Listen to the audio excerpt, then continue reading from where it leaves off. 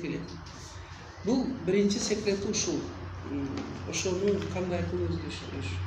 Анан экинчи бири кандай китепти окуп түшүнүш керек, кандай негизини бөлүш керек, кандай эссе, реферат, доклад, сочиненияны жазыш керек. Эмне үчүн биздин балдар курсовой реферат жаз десең интернеттен скачать этип тапшырып коюп атат. Биринчиден лен, экинчиден алар ошонун методикасын билбейт, үчүнчүдөн ошону удовольствие албайт. Өздөрү жасап албайт. Бул жерде ошолордун баардыгыны кандай жасаш керектиги. Экинчи бир топтом чындыгына келгенде азыр окуучу студенттерге эгер чындап окуймун десе аябай нагрузка көп. Аябай нагрузка көп. Притом излишний, ашыкча нерсе көп. Алардын баардыгын оку дейбиз, а балдардын башыга нагрузка келет. Ошону бул кандай кылып, мына мен колумду силер мүмкүндүк колуңуздарды көтөрсөңөр, кече глав корпуста проректор караңыздар, акыл эмгек маданиятына керек болсо ошо энелер да тартипке түшүптүр да. Барганымда эле мен мага кире бер дедим, мен өзүм да сабак өтөм дедим, сабак киргенде эле бардык класста ата энелер отурат да. Дагы жакшы жери абай АМЧ деп туруп, АМЧ группасын түзүп коюптур. Ошол АМЧ деген акыл эмгек маданиятын жогорку деңгээлде өздөштүргөн окуучулар экен. Ошол окуучулар мисалы сабакка киргенде эгерде мугалим кокус келбей калса, мен өзүмдүн сөзүмөн айтайын, кокус келбей калса, ошол олимпиаданын жеңүүчүсү, мисалы биология сабагынан мугалим жок. Бирок ошол жерде олимпиаданын жеңүүчүсү салып кирип, эч кандай эч нерсе жок эле керек болсо мугалимден жакшы сабак өтүп коет экен. Себеби ал келечекте ошо олимпиаданын жеңүүчүсү болгонго даярданып жаткан окуучу.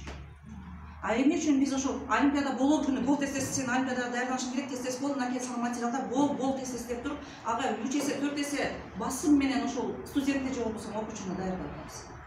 А биз ага чейин эле даярдап, аны материалдар менен даярдап койгон. Мына ошол учурда ага англис тили мугалим жок экен. Англис тили мугалимди мен Кулшов Айбарчын деген дешти алып элем. Бирок балдар сөз жаттоо, бул жерде сөздүк менен да кандай иштеш керек деген нерсе бар экен. Ошол сөздүк менен балдар иштей берет экен. Айбарчын кирип туруп ал жерге ошол туура этиштер, туура эмес этиштер, туби деген этиштер бар экен, англисин менен жакшы билип жүрбөйм. Ошону бир эле окуучуларга сүйлөгөндөн кийин биз кетип баратканда окуучулардын баардыгы бизге кабыл айтып англис тилинде сүйлөй баштады. Мен түшүнөм, Айбарчын түшүнөт эми. Барып көрсө сөздүк запасы ошончо көп экен, аларга жөн гана үйрөтүп койсо, баягы кантип бири-бирине улаштырып, кантип мүчөлөр менен аяктайт сүйлөдүлөрчү. Үйрөтүп койгондон кийин окуучулар ошончолук деңгээлде, мен бул жерде инфаркттын студенттери андай сүйлөй алат деп ойлобойм.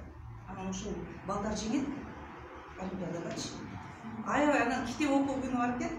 Эми бул акыл эмгек маданиятынын бир бөлүгү болсо керек. Эми конспекттер жөнүндө да айтпай эле коеюн, мен аны видеолуктарды жасап берем, эгер мүмкүнчүлүк болсо видео көрсөтсөк болот эле.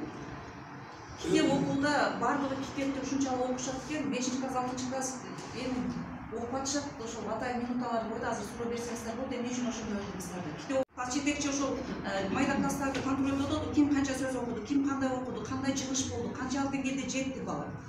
Демек, мына ушундай процесстер ушу акыл эмгек маданиятынын негизинде кетип барат да. Демек, бул методиканы ар бир мугалимдердин да сабагына кирип чыктым, айрыкча ушу кыргыз тили өзүнүн мына жерде ага өзү да башка бир сабакты киргизип алып, кругозор билебайм. Кругозор деген сабакты киргиздим, мына ошол кругозор деген сабакка да кирдим. Кыскасы баланын ар жактуу өсүүсүнө жана ошондой эле баш мээсинин калыпташына деп эле койчу, мына маалыматты алгандачы ар жактуу маалымат бар экен да. Эгерде кругозору жакшы болсо, ал лексиканы да билет, кыргыздын лексикасын да билет, керек болсо англистин лексикасын билет, керек болсо тарыхый маалыматтарды билет, керек болсо дагы ушундай маалыматтарды билет да. Бул кругозордун артынан ушул абдан көп маалыматты билгендигинен баардык терминдерге даяр экендиги жөнүндө окушуна кабыл эткем. Баардык терминдер. Себеби бул жерде маалыматтардын баардыгы 100%га чейин башка ар түрдүү маалыматтар. Бул жерде илимий жактан да өстүргөнгө, жөн гана башка бир илимий үлгүлүк жактан да өстүргөнгө, жөн эле кругозордун айтканда дагы абдан көп нерселер бар экен. Аймактардагы кадрлык жетишпестиктерди жөнүндө жергиликтүү бийлик менен жогорку байланыш алып конференциянын резолюциясы бар. Сабыр агайдын бул жерде абдан көп сиздин салымыңыз бар деп эсептеймин. Себеби Гүлзада экөөңүздөр абдан көп мындай күчүңүздөр жумшалды деп дейм да. Себеби мен өзүм күчүм жетпегенин айтып атам да. Студент окуучулар орток проблемаларды чечүүдө өлкө катары ЖОШ жана мектептерде эксперименталдык акыл эмгек маданиятынын сабак курсун киргизүүгө резолюция кабыл алынды.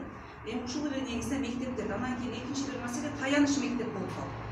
Таяныч мектеп деген баары эми тажрыйбалар жүргүзүп керек болсо, ал жерде жүргүзгөндөн сырткары бул жака келип туруп ошол жердеги тажрыйбаны үйрөнүп бул жака жайылсак болот да. Бул деген бизге чоң мүмкүнчүлүктөр берди да. Сертификат берди ошондо. Ошондой сертификат берди.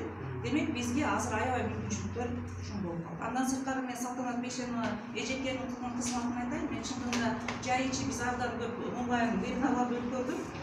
Өзүңүздөр да кээ-бирлерине катышып аттыңыздар бул жердечи. Ошол вебинарларды өткөрүп аткандан кийин ошончо WhatsApp группалар ачылды. Акыл эл маданияты, энелер мектеби, тургазуу жана башка ушундай сыяктуу.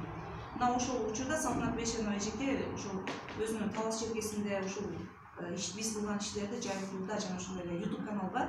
Баардык сабактарды агайдын китеби боюнча маалыматтарды жүктөө боюнча алдыга чыгып кетти да. Дагы башка дагы эжекелер, андан сырткары ата-энелер дагы иштеп баштады да. Таң каласың ушундай бир күч менен кетти. Атам чоң күч менен кетти. Демек эл колдосо бул ишке ашуу эч нерсе эмес экен. Болгон бир аз агайды чачыртабыз. Агай сүйлөбөм деп калдым акыркы маалда. Сүйлөбөй эле койгонбуз, чачыртабыз депчи.